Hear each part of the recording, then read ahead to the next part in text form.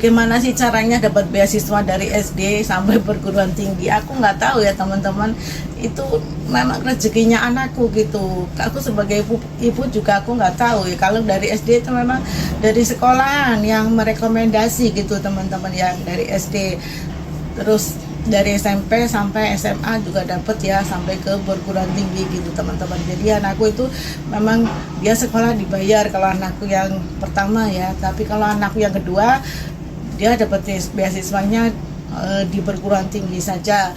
Waktu SD, SMP, SMA dia pendidikannya sama, di sekolah yang sama anakku yang gede gitu teman-teman ya. Karena kita memang kan dari keluarga yang nggak mampu sebenarnya ya teman-teman. Kalau mampu kenapa aku jadi TKW sampai ke Hong Kong gitu kan ya. Memang kita memang dari keluarga nggak mampu. Terus anakku juga mau prihatin juga ya teman-teman, didikan prihatin dari kecil gitu teman-teman ya. Kalau kita terlahir dari keluarga yang tidak mampu, prihatin ya teman-teman, prihatin, berjuang untuk diri sendiri ya teman-teman, karena tidak ada tempat untuk berpijak ataupun tidak ada tempat untuk bersandar gitu, menyandarkan beban hidup siapa yang mau gitu teman-teman ya. Jadi harus berjuang, diri sendiri yang berjuang, memperjuangkan nasib ya teman-teman. Jangan menitipkan nasib kita kepada orang lain, karena orang lain sudah cukup berat dengan bebannya dia sendiri gitu kan teman-teman ya. Jadi berjuang keraslah untuk diri sendiri dan juga untuk anak-anak gitu, kalau menurut aku gitu. Aku itu didikan prihatin dari kecil, dia itu memang sudah prihatin ya teman-teman. Dia juga mau menjalankan ibadah puasa Senin Kemis, terus kemarin minta dibelikan Al-Quran baru, saya sudah belikan. Jadi aku merasa sebagai ibu itu juga merasa terharu, Masya Allah gitu teman-teman ya. Walaupun dia anakku itu di pendidikan itu memang dia pinter, dia berprestasi dari SD sampai perguruan tinggi, dia itu sekolah dibayar gitu teman-teman ya. Dari SD sampai ke perguruan tinggi anakku yang pertama, dia juga suka sekali mengikuti lomba-lomba gitu teman-teman, sering dapat hadiah ya.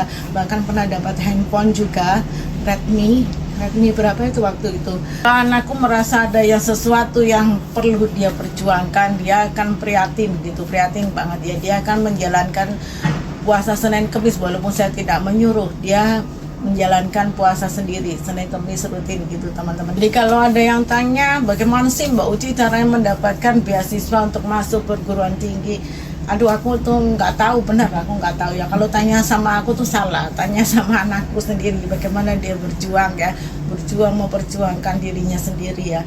Saya sebagai ibu tuh benar-benar nggak tahu bagaimana prosesnya, bagaimana caranya mendapatkan beasiswa itu, saya nggak tahu benar ya. Jadi kalau sama saya itu tidak akan pernah mendapatkan jawabannya, kecuali Anda tanya sendiri sama anakku ya, bagaimana cara mendapatkan beasiswa untuk masuk perguruan tinggi. Dan saya juga tidak pernah ya mendokterin anakku harus begini, kamu harus begini, kamu harus jadi ini, kamu harus seperti ini. Itu tidak ya teman-teman. Jadi anakku itu memang berusaha dia sendiri, berjuang dia sendiri ya, prihatin dia sendiri gitu teman-teman. Karena bagaimanapun kita mendorong anak itu untuk maju, kalau dia sendirinya tidak maju ya bagaimana ya, akan capek kita mendorongnya. Jadi kalau anakku memang mau maju ya, dari dia sendiri yang mau maju gitu, dari dia sendiri yang mau prihatin gitu ya. Walaupun aku tidak pernah menyuruh anakku untuk puasalah Senin Kemis, gimana beginilah, aku tidak pernah begitu ya teman-teman. Jadi memang dari diri anakku sendiri yang memang prihatin dari kecil gitu.